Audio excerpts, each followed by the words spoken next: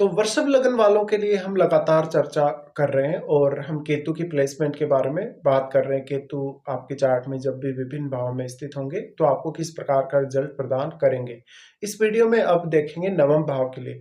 नवम भाव में जहां मकर राशि में आपके केतु अगर स्थित हो तो यहाँ आप केतु को किस प्रकार से देख सकते हैं या इनकी प्लेसमेंट पर किस प्रकार से विचार कर सकते हैं। देखिए, केतु अगर यहाँ स्थित है तो नॉर्मली आपको यहाँ सबसे पहले शनि को ही देखना चाहिए और शनि का क्या वास्तव में संबंध केतु के साथ है या नहीं आपके चार्ट में, ये भी आपको देखना चाहिए। अगर मान लो यहाँ केतु किसी भी ग्रह के साथ स्थित है, अगर वो ग्रह यहाँ वक्री हो जाता है, वक्री होने के केस में केतु उस ग्रह पर अपना सर्वाधिक प्रभाव डाल पाएंगे।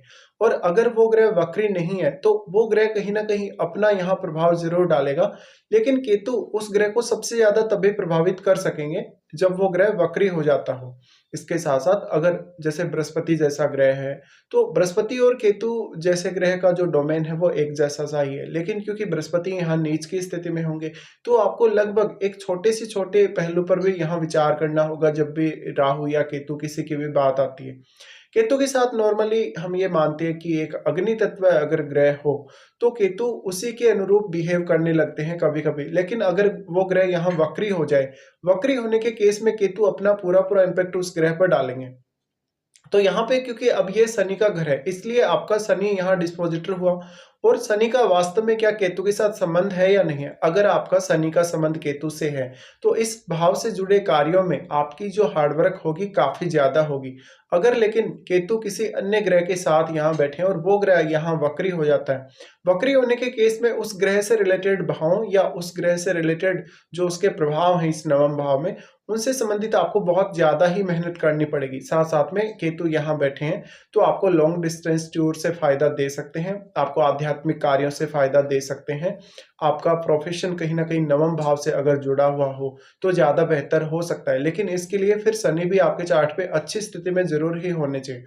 और जो भी ग्रह यहाँ केतु के साथ बैठा है उस ग्रह का वास्तव में यहाँ नवम भाव में किस प्रकार का इम्पैक्ट पड़ रहा है या ओवरऑल चार्ट के लिए वो ग्रह किस प्रकार से मैटर करेगा, ये आपको समझना है।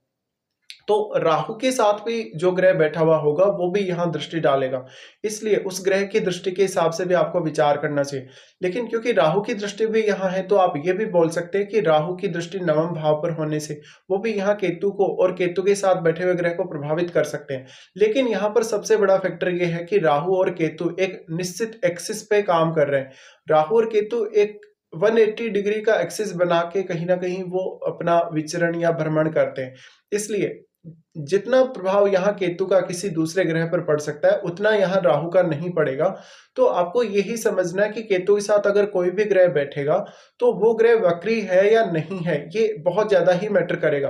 क्योंकि वक्री ग्रह होने के केस में केतु अपना पूर्ण रूप से प्रभाव उस ग्रह पर डालेंगे, और अगर वो ग्रह वक्री नहीं हुआ तो उस ग्रह से संबंधित आपको कुछ बेटर रिजल्ट भी एक्सपेक्ट करने चाहिए। अब हम ये मानते हैं कि केतु हमारे जिस भी भाव में होते हैं चार्ट में, उस भाव की वो एनर्जी को काफी ज्यादा एब्जॉर्ब करने का काम करते हैं। इस केस में भी ऐसा ही होगा आपका, क्योंकि इस भाव से संबंधित एनर्जी को केतु काफी ज्यादा एब्जॉर्ब करने का काम करेंगे।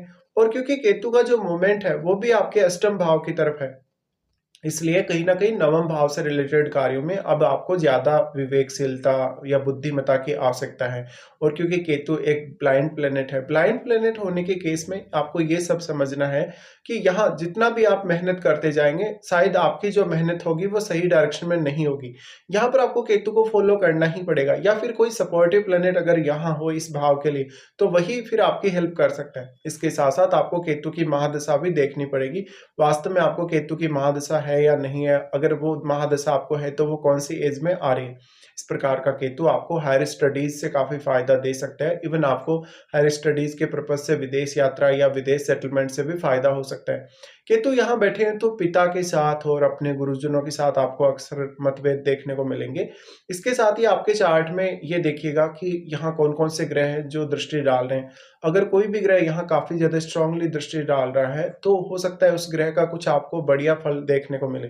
लेकिन केतु के साथ जो भी ग्रह बैठा हुआ होगा उस ग्रह से संबंधित भावों को जरूर चेकआउट करिएगा उन भावों से संबंधित कार्य करने के लिए आपको काफ़ी ज़्यादा मेहनत की आवश्यकता पड़ेगी जीवन में, या काफ़ी ज़्यादा कभी-कभी डिले भी होगा, या आपकी उन भावों से रिलेटेड कार्यों के लिए जो एक्सपेक्टेशन है वो कभी पूरी नहीं होंगी।